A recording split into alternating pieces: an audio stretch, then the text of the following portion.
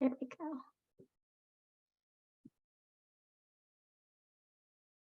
Welcome to everyone. We're just going to take a minute to let folks trickle in.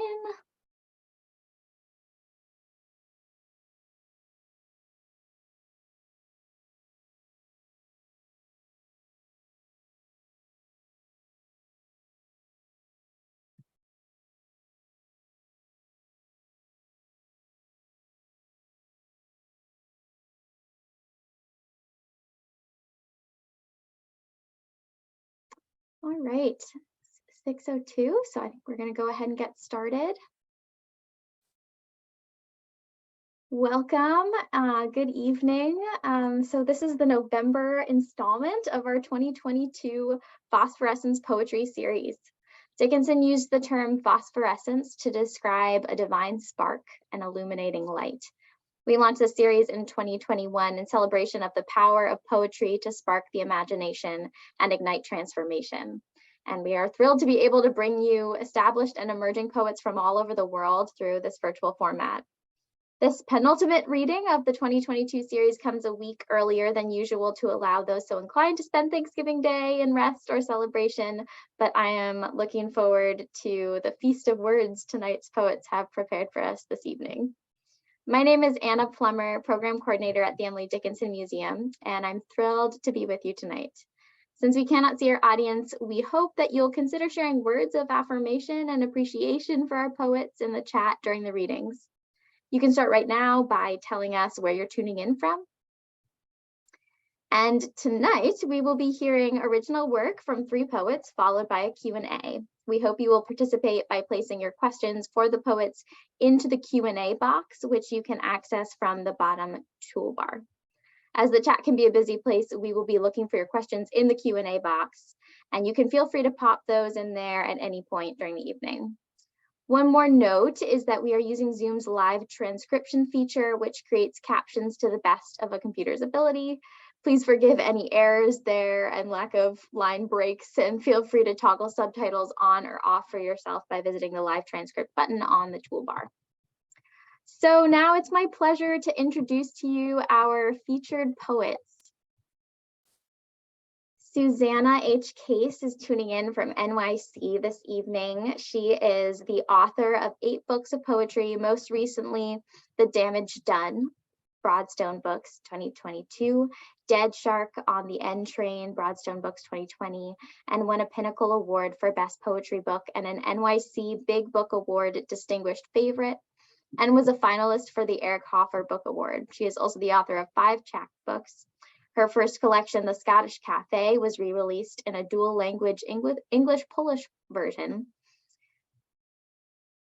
which, Susanna, would you say the title for me? I'm sorry, my Polish is as good as your Polish. So. Well, everyone, please look that up. Siawarna Suzoka. Probably butchered that. And her poetry is translated into Spanish, Italian, and Portuguese. Poems by Case have appeared in literary journals, including Calyx, Catamaran, the Portland Review, Rattle, Rhino, and Upstreet.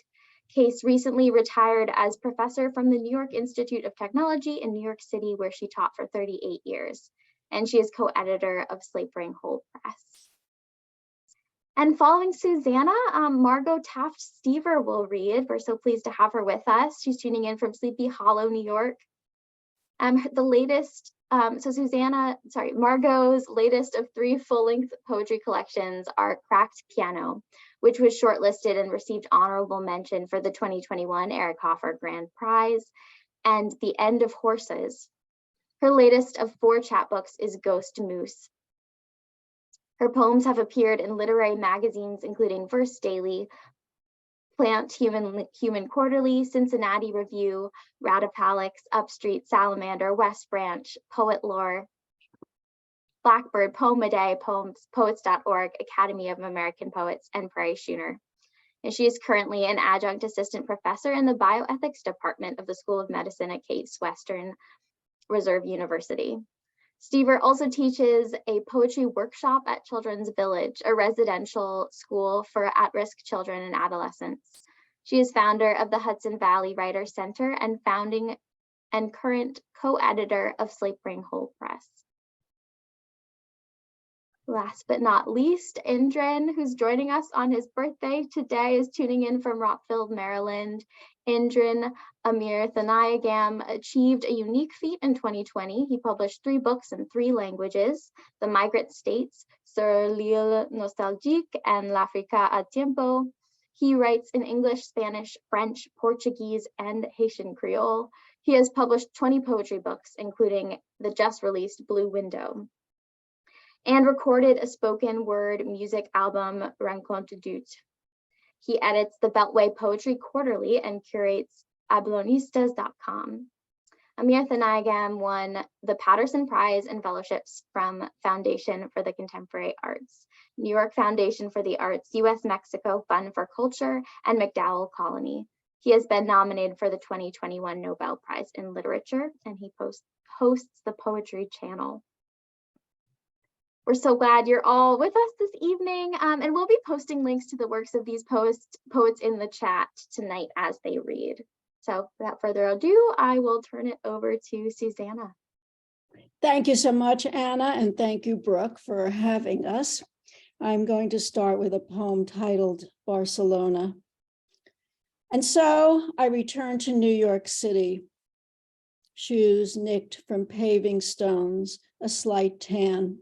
I can still taste the purplish sweetness of sangria, though I cried at a cafe one afternoon, the police rounding up the Monteros, Senegalese and Southeast Asian immigrants selling handbags, roughing them and their blankets of counterfeits into unmarked vans. Did I tell you I saw a shirt I knew you'd like in the window of a closed shop? This too reminds me of thwarted wishes. When I circled back, I couldn't find that store. All around me were Americans nervous because of the terrorist driver on La Rambla. I stopped to look closely at the colorful birds in the market, remembering how the last time I walked these streets, everything was just low-level murmur in my world. This year, even with the pretty birds, I couldn't ignore that people were dying on streets in so many places. Last night, I dreamed you wrote a memoir, and I was anxious to know what you said about me. Did I tell you the shirt I couldn't buy had little squiggles that were the same color as your eyes? This next poem is the only poem I've ever written, actually, that has a quote of a phrase of Emily Dickinson's in it. So it seems appropriate to read here, and this is Tapestry. Like Dickinson with her impregnable of eye, Don McLean wove a song around albumin. Rancid is another word quirky in his song, like vulgar or sulfur. Yolk of the egg in albumin referred to the dawn, his neon fuchsia syllables sung the way slippery thread memories of an old love affair are worth more than the love.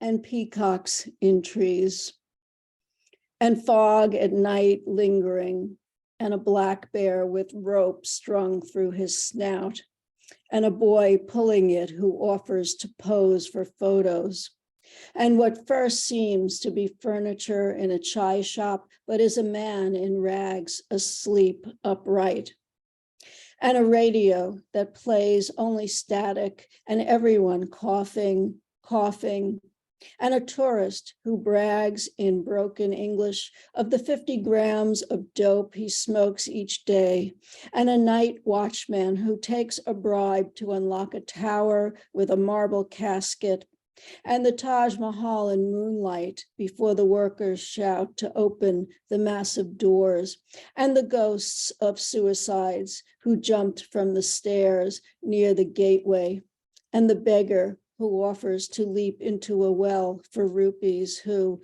when I say no, looks down in disappointment. This next one is one from Dead Shark on the Entrain, the book that Anna mentioned earlier, one of the books that Anna mentioned earlier. Death has come in with a line from Eliot.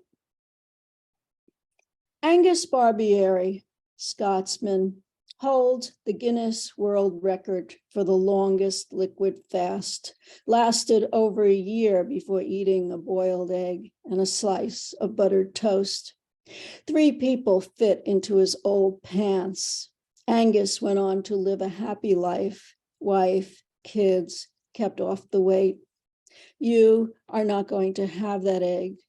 Cancer 2.0 has launched. 3 weeks with only lemon ices and ice chips, your lump the size of a grapefruit next to your colostomy bag from the last bout. The doctors have nothing more. Even the television you love so much has spent its capacity to distract.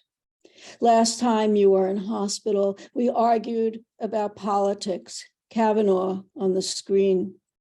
I yelled a lot about gender and stalked out. I am not a nice person. I sit here thinking mostly of myself, my relief the big C got you and not me. In the room, the women come and go. They jot on charts. No one talking about Michelangelo or time, except when the religious guy comes around. Burial plans, where, which dress, a sundress, a wig. How can I, a person full of words, not know what to say? You were always my best friend, you tell me, and try to smile. The truth is, we have not been close since high school. I want to touch you, but do not want to touch you. I am not a nice person. I cry, not out of empathy, repelled and scared. Your covers are pushed down and too much of you shows, and I don't say anything, and yet I put that shriveled flesh in this poem. Though winter winds blow outside, the air is stifling. I pull off my scarf, my sweater, heap knits on a chair. I roll up and fold, roll out and unfold my hospital pass. This is another one from that same book, The East River Isn't Romantic Anymore, a title which comes from the lyrics of a song called Greenpoint, which is a neighborhood in Brooklyn. 16 miles of saltwater estuary that can't make up its mind in which direction to nudge the tugboats extends south from the arched bridge at Hellgate. Once a mass of ice got stuck, and for a few days, commuters could cross on foot between Brooklyn and Manhattan. They've cleaned up the water from when human waste was dumped, when Harry Houdini performed his first wooden crate escape with shackles and straps. Swimmers practice their strokes from Brooklyn Bridge Park to Manhattan, where the current runs fast. Every year, some jumper drowns. It's where the suicides go, are the lyrics of the rock song. Like the father of a man I once loved, who locked up his dress shop and, arm dangling from the car window, smoked his last Marlboro as he drove down Montgomery Street, never braking. The city's machinery fished out the car, bleeding water, and him, a man who no longer needed to make up his mind.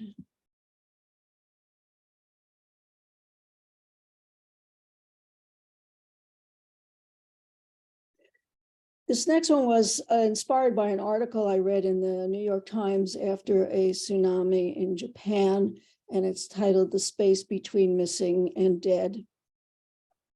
He dives deep to where the ocean sounds like burning hair, to the trench where he finds soda cans, tires, sneakers. To feed her, he leaves rice bowls stuffed with sour plums. Because it snowed the day the tsunami gathered up people, traffic lights, trees, shrouded even houses in its freezing water, he looks for black pants, a red coat, just in case. They take longer to decompose. At the thought she'd become soft, he shakes his head no, misses the woman who, when music played, swayed close to him in moonlight. He likes to imagine she breathes underwater, will know to swim to where the rice floats.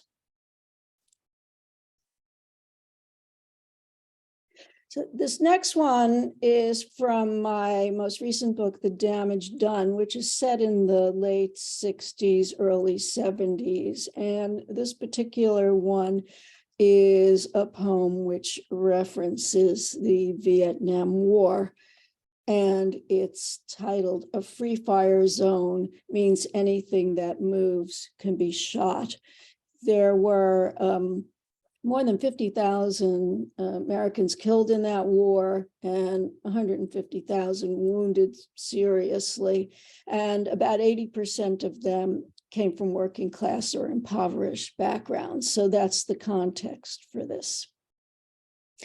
Talking again about how green everything was, the fire and smoke, the mountains and silence, the jungle, which he never gets past when he tries to tell the story of how anything that moves is shot, and he was shot.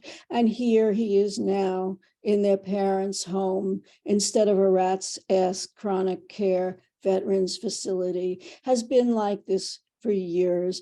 Body broken, shrapnel still in his head, trying to talk to his older brother, the detective, who's wondering if the kid wants to die because someone now will have to do it for him. And all he had needed to do was stall a little bit. The war was winding down, or be some other place on some other hill, not that hill, where nothing will ever grow back.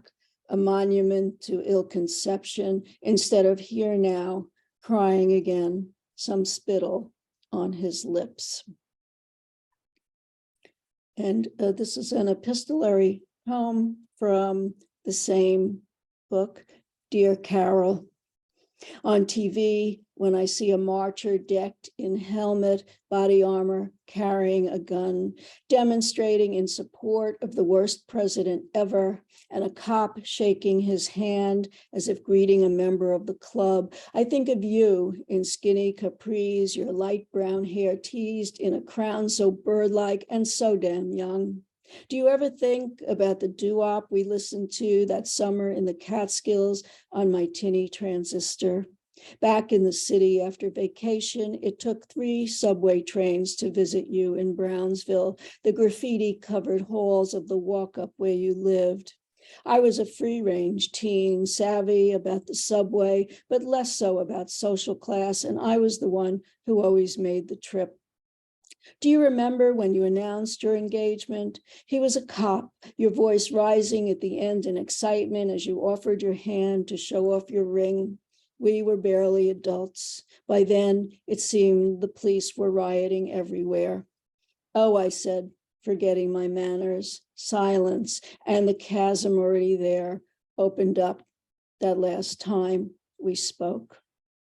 I want to thank you all for coming, and I am going to end with a poem from an anthology that Margo Taft-Stever and I created of poems on Marilyn Monroe. That's the de Kooning portrait of Marilyn on the cover, and the book is called I Want to Be Loved by You, and we each contributed a poem, and mine is inspired by the movie Niagara and is called Atomic Blonde.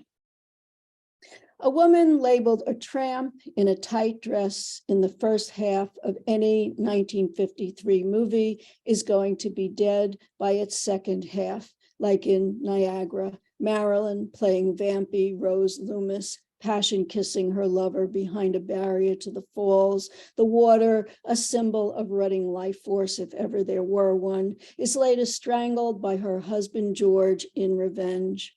I had that husband too, who'd already tried to cut off my air at home, a pillow over my face. This wasn't a film, and I fought back. Why were we at Niagara on vacation? I'd left the lover in New York City to kiss and mess around with on my return, no intent to coax him into a killing by a waterfall. I wanted only to be pushed out, too indecisive by nature just to leave. But in this marriage, I always had to do the cleaning up. Not a femme fatale. I was more the Polly Cutler type, the one who takes a first aid kit on vacation to soothe all possible injuries. But my George Loomis didn't steal a boat and drop to his end over the falls. When we got home, I got the papers and he signed them. Thank you.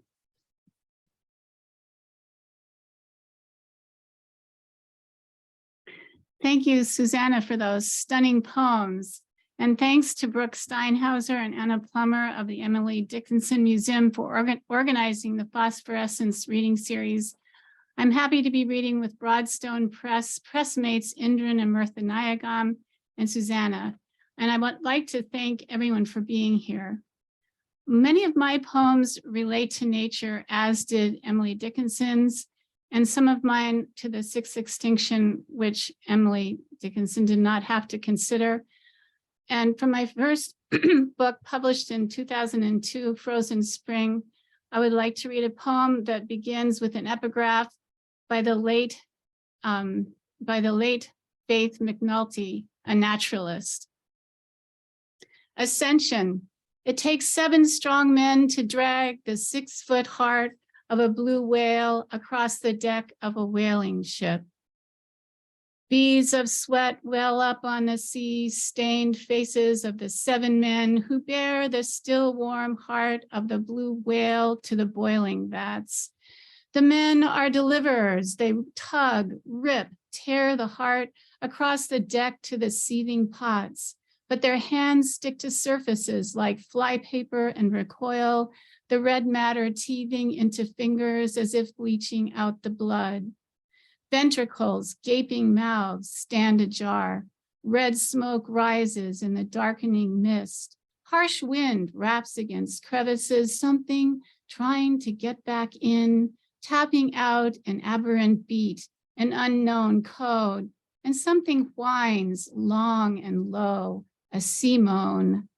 Only a crane can lift a 6-foot heart, and as the last inch of the raised organ recedes into the stewing vats, dismembered parts of the heart ascend and billow over the deck.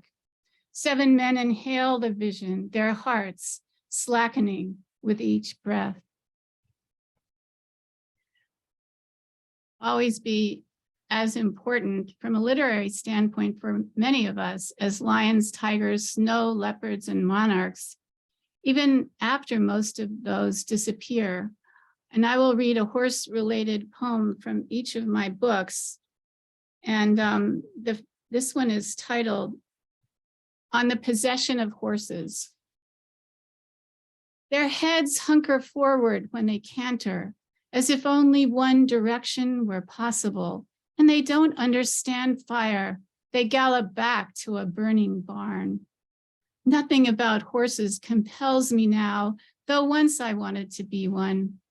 What do horses have to do with love, the quivering limbs of their bodies, their hearts chiseled from stone, and riders cling to them as if just this holding on, this staying on could be everything.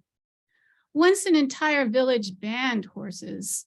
You couldn't blame them after all the trouble. One morning, one minute normal, and the next the children were possessed, leaving their comfortable beds at night, cavorting with horses from all around under the laden apple trees. No one knows how they planned it.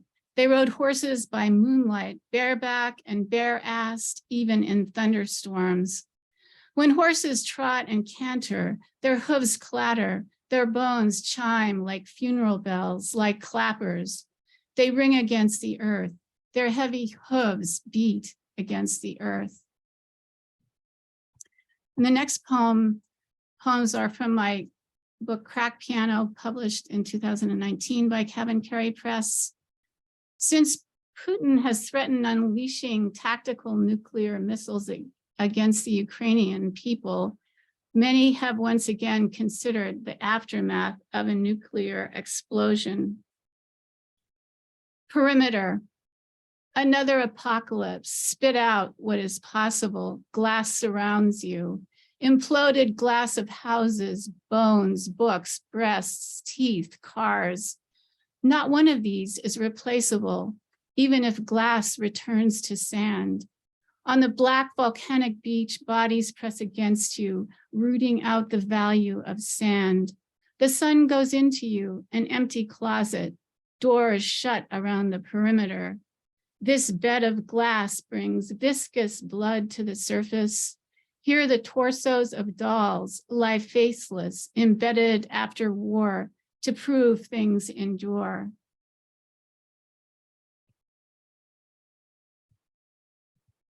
And next I'm going to read a horse-related poem from Cracked Piano. Idiot's Guide to Counting.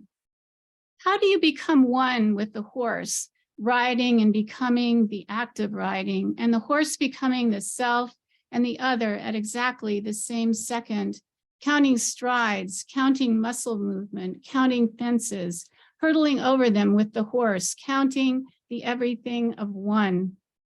How do you count? How do you pull a muscle turning over in bed at night? Measurements that change everything, counting back to everything, the everything of one, the pulled muscles of the back of one, the entanglement of one, the waves of particles counting back, the quantum. How to become one with the branches of a tree, a grandfather tree in an apple orchard that no longer exists. Separate one from tree, horse, counting numbers, counting the grandfather tree to find the solution of one. Counting trees, leaves, counting everything as no longer existing. Counting trees as one with the everything that no longer exists. And I'd like to read an eco poem from this collection, which is an elegy for my mother and for nature. And it's titled, My Mother is Dying. In the place where she belongs, suffering erases itself.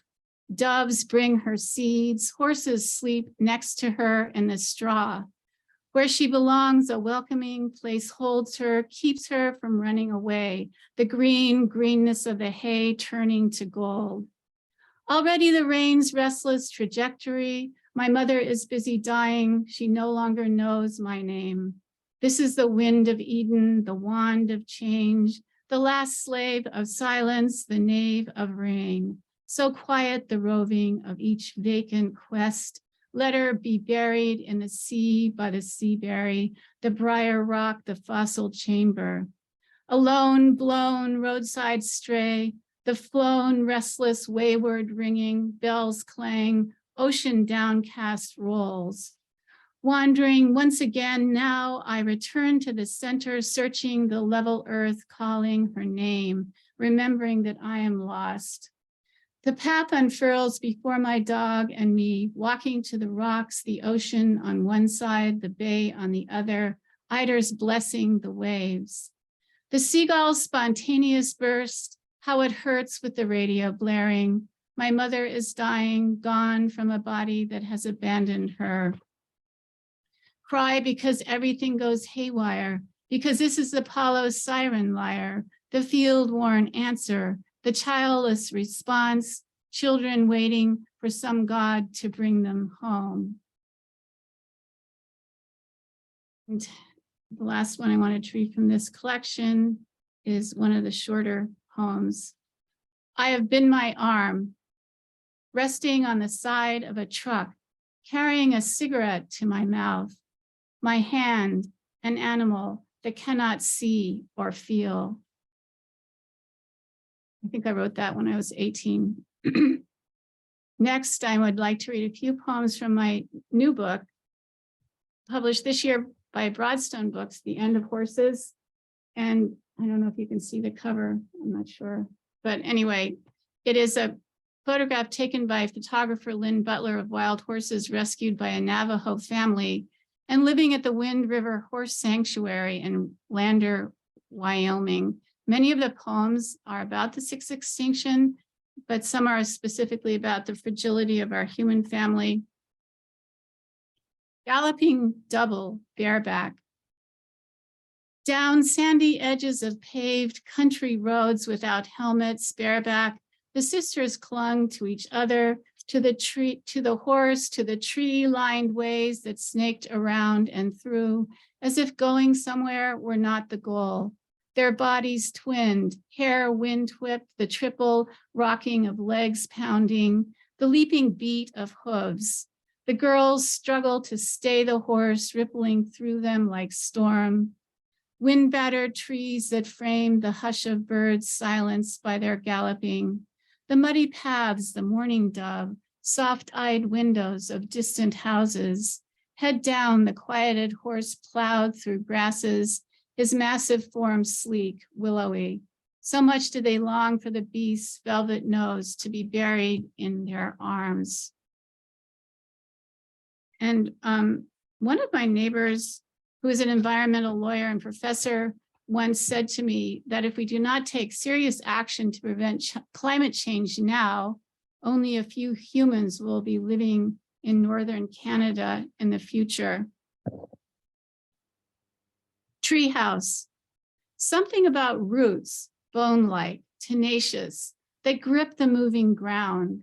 The branches, like umbrellas, bent back and broken by the storm. The leaves veined references to hands and the sound of the wind's wild working against the leaves. The boy collected the branches and stored them under his bed. Something about the tree seeped into his dreams, the trunk a hallway, the branches outlined rooms, and his family finding shelter in the boughs, listening to the sound language of leaves. He did not see a garden, apples, or any fires. Everyone huddled together to keep warm. I'd like to read a poem in honor of the 1,100 mutilated dolphins that washed up on the shore of France a couple of years ago, and the same unspeakable scene has occurred many times since then. They had tried to get to the surface to breathe. Trawlers now work in pairs and drag a net between them, and as a result, the European dolphin is on its way to extinction. Ballad of the Dolphin. Ancient Greeks said they should be treated as humans. Their sailors would not kill dolphins. How I have thought of you caught in the fishermen's nets. They would set them to trap you to catch the tuna that swam under your schools. How the fishermen hung you still alive upside down. Your cries brought others. Fishermen grabbed you by your tails, strung you and turned you head down in water, tied you to lifting hooks and dragged you to the docks. If any of you were still alive when they slung you on cement, they stabbed you. How last survivors churned the water red, leaping in panic, waiting to die. In a good catch, it took them 3 days to kill all of you. How mothers whose calves were entangled could not lift them to the surface. They listened to their helpless underwater clicks and sighs. How often I remember the whale skippers who would radio the location of hundreds of you, allowing tuna fishermen to track down your entire pod, their nets deep, foaming, wide, so that hundreds could fit inside. How they used underwater sound to confuse and drive you down. How many of you drowned. Fishermen did not want to compete with you, but killing you was not enough. How they used the screams of several to slaughter more. How one of you hangs from the prow, still alive, calling, calling. My proceeds from this book will go to the Sea Shepherd Conservation Society. According to the great science writer Bill McKibben in his October 6th review of 3 books on climate change titled Where Will We Live in the New York Review of Books, he said, quote, the first time in recorded history, 100 million, the first time in recorded history, we had 100 million forcibly displaced people. The International Organization for Migration has predicted that we could see 1.5 billion people forced from their homes by 2050. And by 2070, as many as 3 billion people could be living in intolerable heat. Last, I'll read 2 more short poems. The first is the title poem, End of Horses. I write to you from the end of the time zone.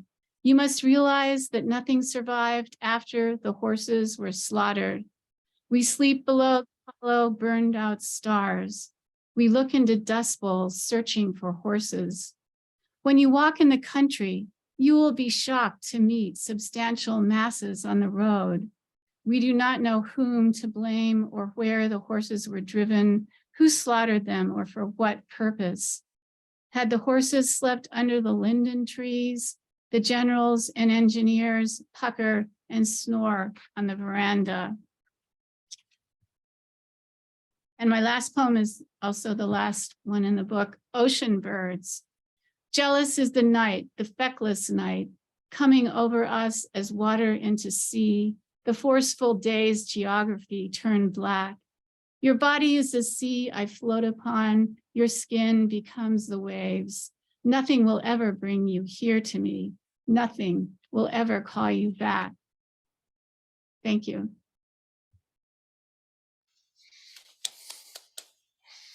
Bravo. Bravo, Margo and Susana. Thank you. What a pleasure to share a stage with you again. And thank you to the Emily Dickinson Museum for this honor. My name is Indran Amirthanayagam. I'm going to begin with a poem by Emily Dickinson, actually. And it goes like this.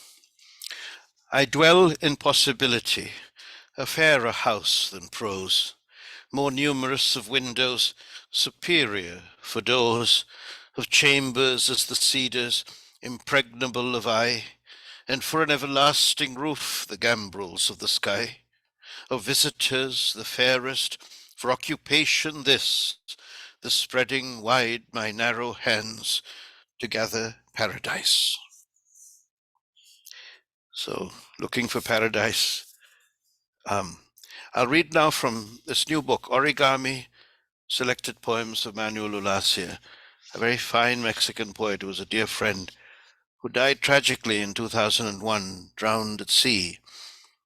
And I had translated these poems and he had reviewed them, but we had not finished quite. I've since finished the project and translated 2 new poems.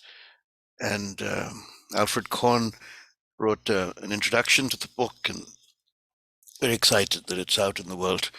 And I just came back from Mexico, where I was able to give copies of it to his sister and mother and his one brother. Tenochtitlan Blues. Evening falls and you finish your trip. Tomorrow when you go, I will look for you in the emptiness you left everywhere.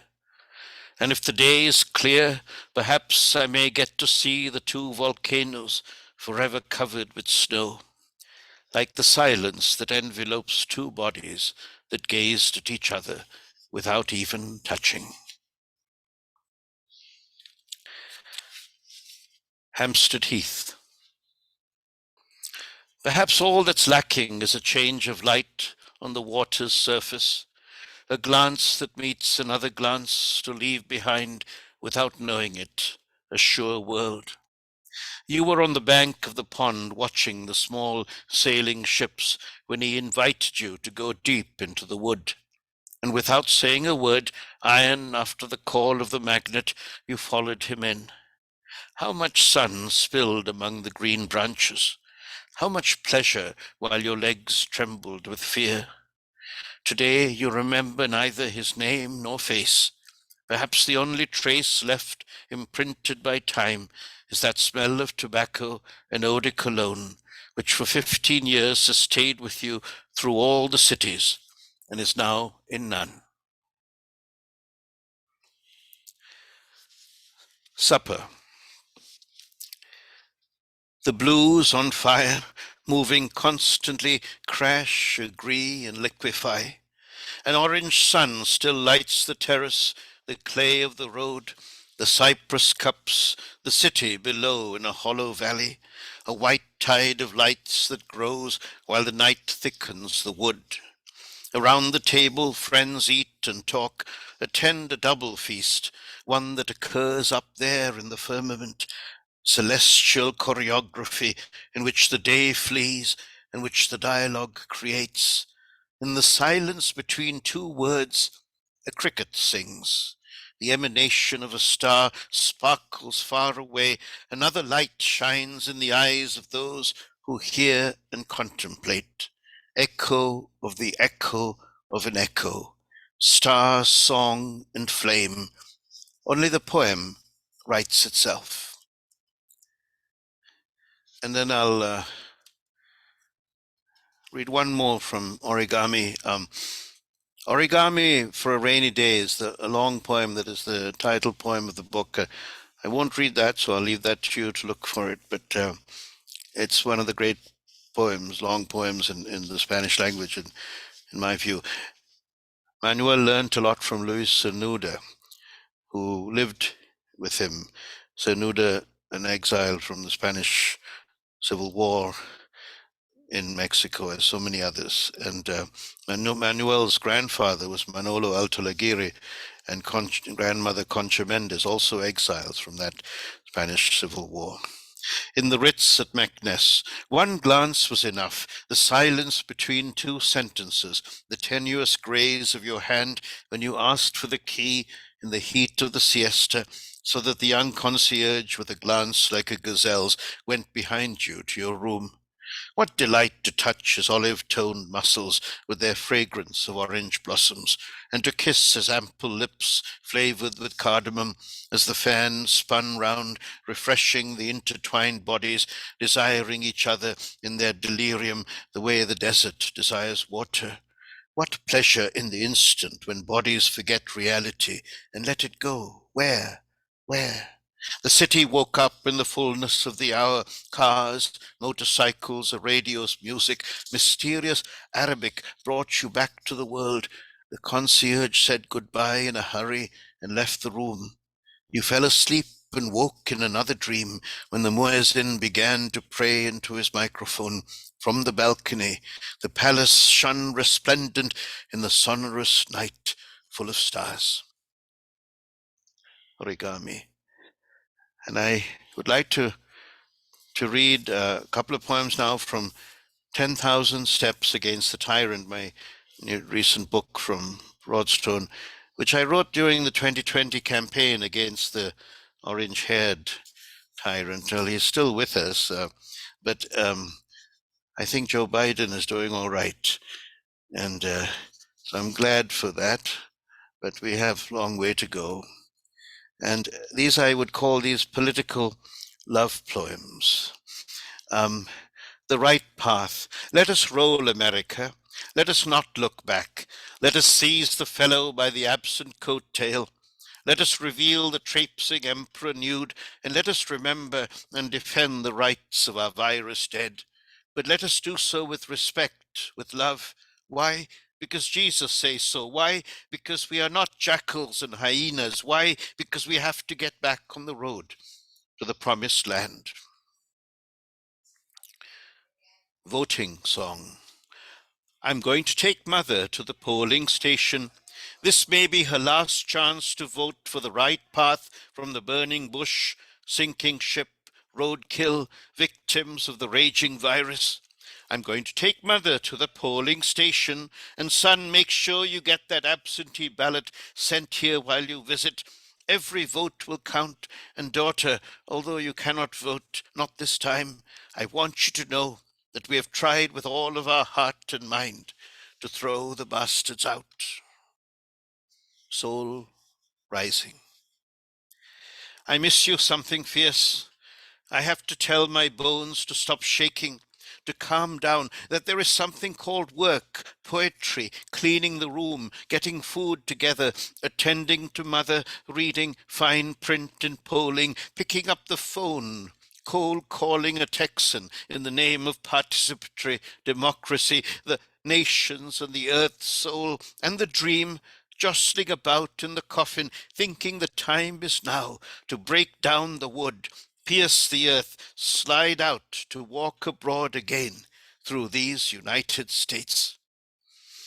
I was very much affected by the poem Margo read, which refers to the mother and dying. My mother is alive and struggling on, but she has had, like so many mothers at a certain age, on Father's Day, affected by the aging. And I will read a poem for her, thinking of her.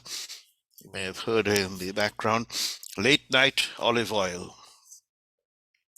Let us put the letters and fears and boiling emotions on the page.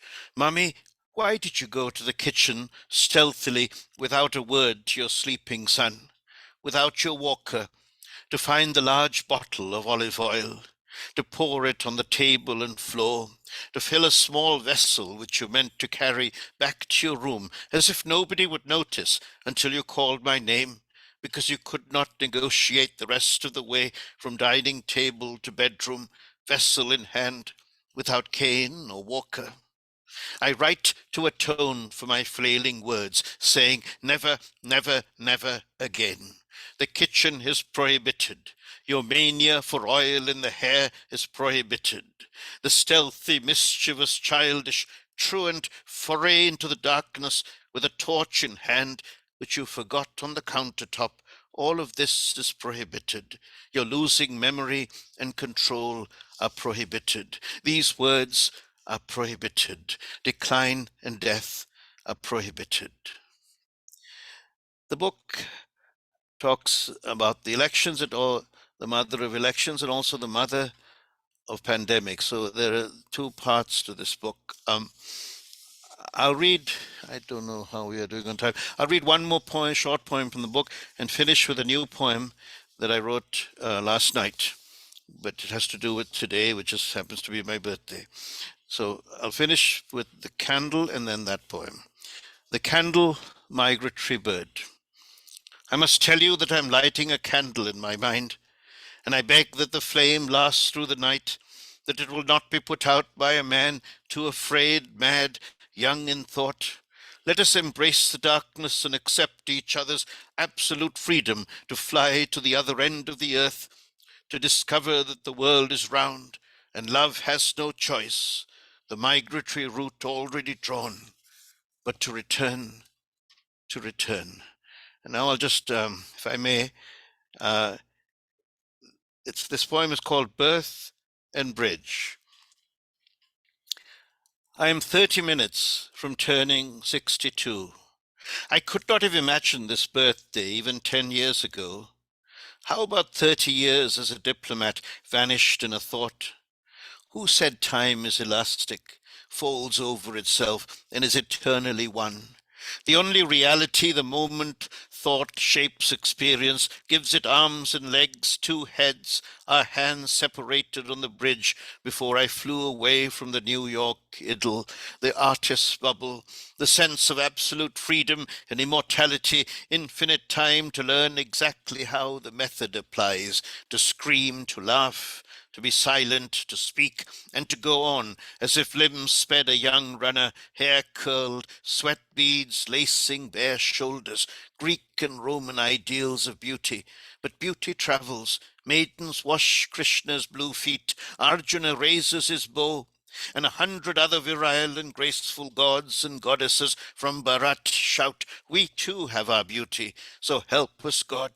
Chinese maidens wear gossamer slippers, Persian dervishes whirl and whir across the steppes, and we have not yet sat down to worship before the Queen of the Nile, the Ashanti princess.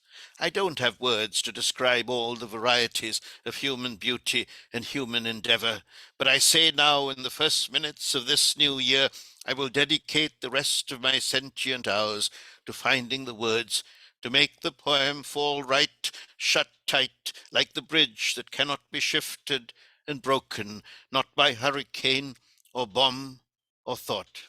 Thank you very much. Thank you. Thank you. Thank you, poets. Wow. I think I was noticing Susana began us talking about folds and Indran ended with folds of time. Feels very fitting. Um, so now we'll do a little bit of question and answer in our remaining minutes. Just an encouragement to audience members, if you have any questions for these amazing poets, please pop those in the Q&A. Just to start off, Michael Casper is wondering if you would talk a little bit about each of your writing habits. So can you tell us a tidbit about your writing process?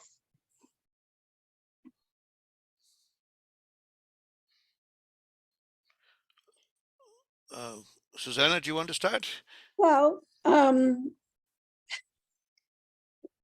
I try to do something every day, and that doesn't mean that I necessarily write a new poem every day, but if I'm flagging on that, I revise, because revision is as you know, is as important as writing the original, or I use the time to submit to journals. But I do try to make sure I do something every day that is related to poetry.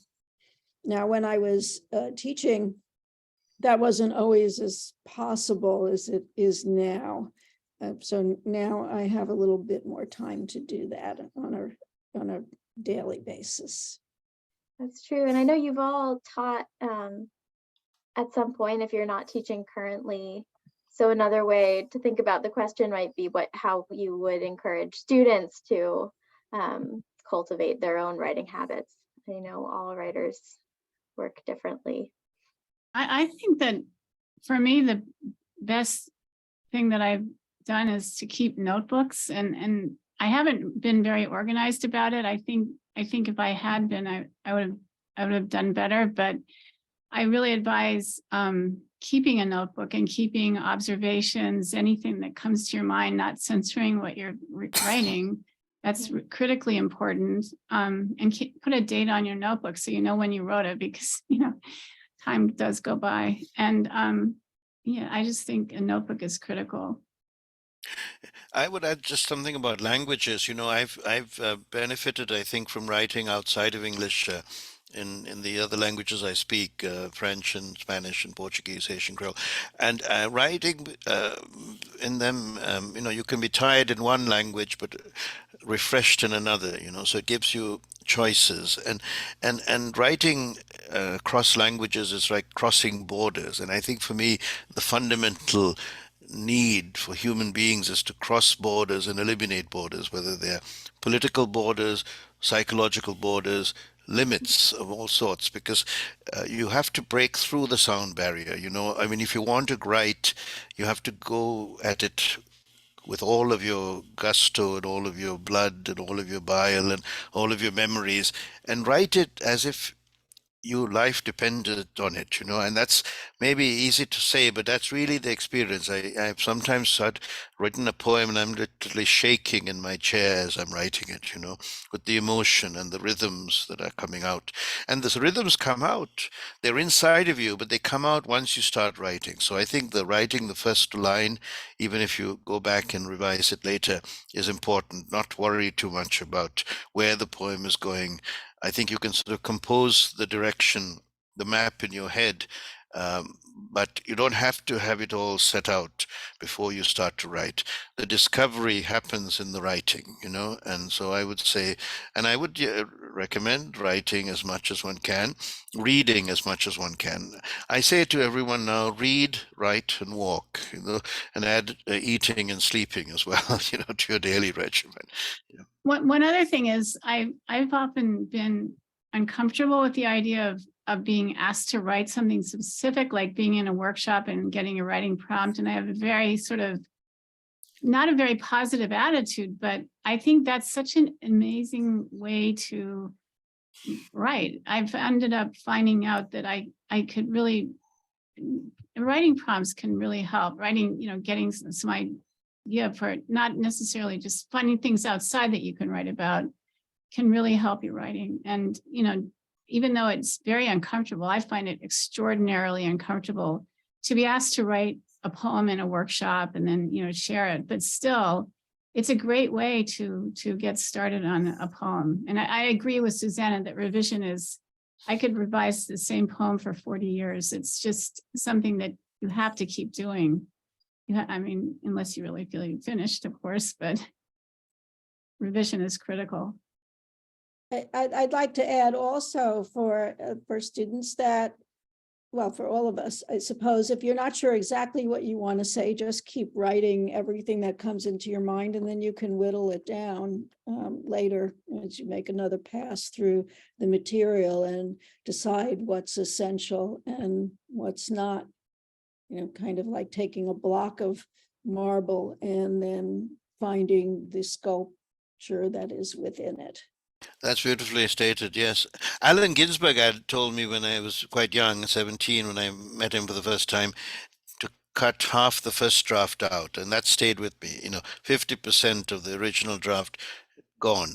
And I couldn't get my head around that initially. I couldn't think, how could he have done that with Howl and so on? But anyway, I think it's a useful guide, a useful aphorism to keep in mind, to be severe with your own draft and keep going. Yeah.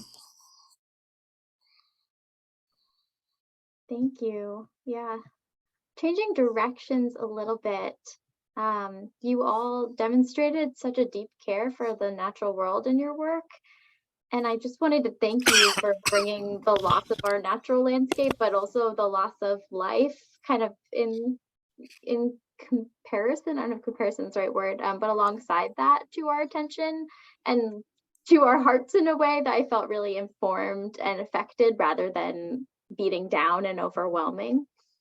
And so I guess I'm just wondering, how do you go about that? How do you find that tone? How do you go about bringing the natural world into our... And maybe also, I know this has been a point of inspiration for some of you related to Dickinson and the way that she wrote about loss and the way that she wrote about nature. So feel free to tie that in as well if something comes to mind. Well, I was thinking that the dolphin poem that I wrote, I took notes about 15 years ago on it, and I couldn't stand to think about it. I put it away in a notebook and didn't look at it for that long. And then when I looked at it again, I was able to, so many things can be so painful. Can't even read it in a newspaper. It's so painful. But if you put it away and then come back to it, but don't forget about it. Then I think it's sometimes possible to write. And that also goes for things that happen to you that are extremely overwhelming. I think it's important to confront, one of my, I'm thinking of Emily Dickinson's poem, I Cannot Live With You, which ends on the word despair. I think it's important to confront despair and really what many of us can only do is to write about it. In my case, I write and liberate endorphins writing, and serotonin goes to my brain and I feel better. I just feel better, no matter how depressed, how melancholic, how complicated, catastrophic the motivation. The writing really is salvation, and I've seen forests disappear. I've seen elephant herds vanish in my home country, which is Ceylon, now known as Sri Lanka.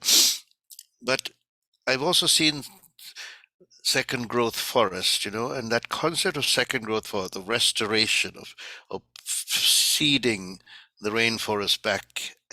I know it's art, which is what we do as poetry. You're reseeding the earth.